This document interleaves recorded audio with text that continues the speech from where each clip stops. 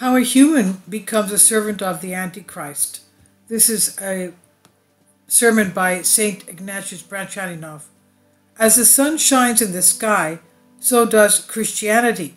Whoever closes his eyes because he wants it that way should have the courage to say that he knows nothing about Christ because he wants it that way, and not because there is no such light.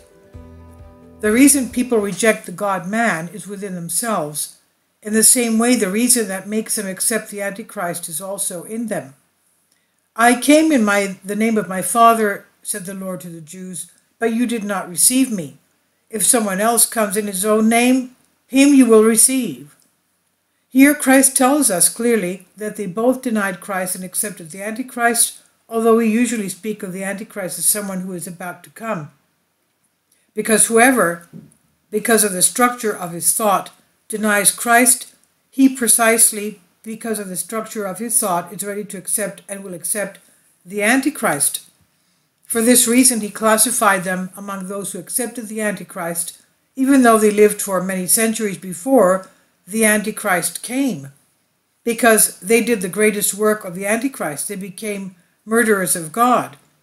When the Antichrist himself will come, he will not have to commit such a great crime.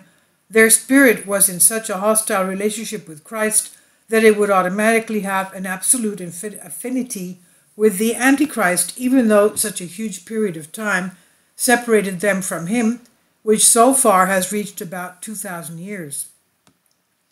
Every spirit, says John the theologian, that does not confess that Jesus Christ became man is not from God. It is of the Antichrist. You've heard of him, and you know it, and that's coming. And now he is in the world. Today he is in the world spiritually. Those who are ruled by the spirit of Antichrist, they spiritually accepted him, and they came with him in relationship and communication. They submitted to him. They worshipped him spiritually. They made him their God, and that is why, quote, God will send them, unquote. That is, God will allow the energy of error to come to them. That is, they will become incapable of resisting the false teaching of the Antichrist, and so they will believe the lies. And therefore, all those who did not believe the truth, but instead showed joy when they heard lies, will be condemned by God. God is just in whatever he allows. What God allows must be for the spirit of man a sanctification and at the same time a manifestation, a judgment. This is from the Book of Miracles and Signs by St. Ignatius Branchaninov, published by the Holy Metropolis of Nicopolis, and I've translated this for you from a Greek article. Please leave your comments and thank you for your support.